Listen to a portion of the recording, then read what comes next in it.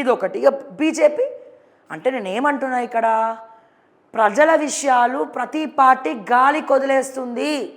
మేము మాట్లాడాల్సినటువంటి మాటలన్నీ ఎవరు మాట్లాడాలండి? ఈ రోజున ప్రతిపక్షాలు మాట్లాడాలా? ఐదర్ బీజేపీ లేదా బీఆర్ఎస్. ప్రభుత్వం కన్నా కూడా కీలక బాధ్యత ఎవరికి ఉంటుంది? ప్రతిపక్షాలకు ఉంటుంది. ప్రభుత్వానికన్నా కూడా పెద్ద హోదా ప్రతిపక్ష హోదా. ఆ ప్రతిపక్ష హోదాను అడ్డుపెట్టుకునే కదా రేవంత్ రెడ్డి ఆర్టీఐ యాక్ట్ వేసి బ్లాక్మెయిల్ చేసి కోట్ల రూపాయలు సంపాదించిండు. రిటైర్డ్ ఎంఆర్ఓలను పెట్టుకొని రెవెన్యూ రికార్డ్స్ తీసి అద్దీసి ఇద్దీసి బ్లాక్మెయిల్ చేసి పైసలు వసూలు చేసుకొని కోట్లు సంపాదించండి రేవంత్ రెడ్డి ఈ 10 సంవత్సరాల్లో. మీరు కావాలంటే ఎవరినైనా ఎంక్వైరీ చేసుకోండి. గవర్నమెంట్లో ఉన్న వాళ్ళకన్నా ప్రతిపక్షాలే ప్రభుత్వాన్ని ఎండగడుతుంది, ప్రభుత్వాన్ని భయంలో పడేస్తుంది.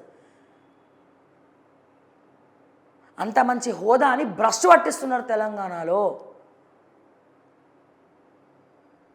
ఇక్కడ బీజేపీ అయితే అయ్యో మాకెందుకండి, మేము అక్కడేమో కూటమితో ఉన్నామండి, ఇక్కడేమో రేవంత్తో సైలెంట్గా కాపురం చేస్తున్నామండి. Sorry to say this BJP కార్యకర్తల్ని మాత్రం నేను ఏమన్నా, ఎందుకంటే కేవలం కాషాయ జెండా కోసం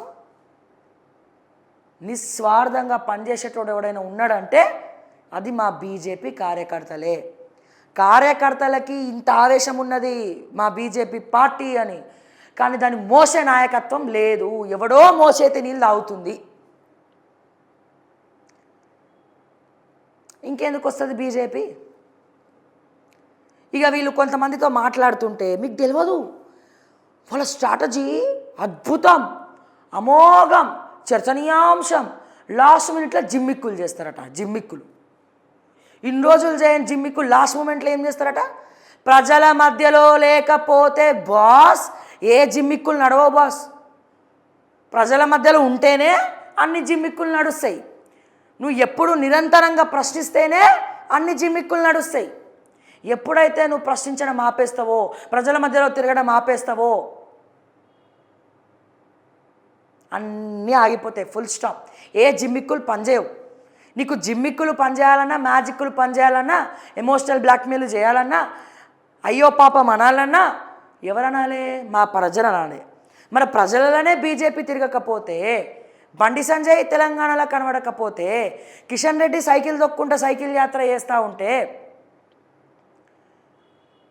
ప్రజా సమస్యల్ని గాలి కొదిలేస్తూ ఉంటే, మా నిరుద్యోగులకు అండగా లేకపోతే, 6 గ్యారెంటీలు ఫెయిల్ అయినా అడగకపోతే, 4th సిటీ భూముల గురించి మాట్లాడకపోతే, ఇక 8 మంది ఎంపీలు ఉండే ఏం లాభము? మోడీ పేరు చెప్పుకొని మళ్ళీ వీళ్ళు గెలుస్తారా? మోడీ గారు వచ్చి నించుంటే గెలుస్తారు. ఇప్పుడు ఇక్కడ జరిగింది కూడా అదే కదా. ఎన్ని రోజులని కేసీఆర్ పేరు చెప్పి బీఆర్ఎస్ వాళ్ళు గెలుస్తారండి. అందుకే ఈసారి కొంతమంది ఎమ్మెల్యేలు ఓడిపోయినారు. ఎందుకని? వాళ్ళ వ్యక్తిగత పనుల వల్ల, వాళ్ళు చేసిన అవినీతి వల్ల. అట్లనే మోడీ పేరు చెప్పి 2 సార్లు గెలిచిరు వీళ్ళు. 3వసారి గెలుస్తారా? 3వసారి ప్రజల మధ్యలో బలంగా తిరుగుతూ ప్రజా సమస్యలు తెర మీద మాట్లాడితేనే బీజేపీ అధికారంలోకి వస్తుంది.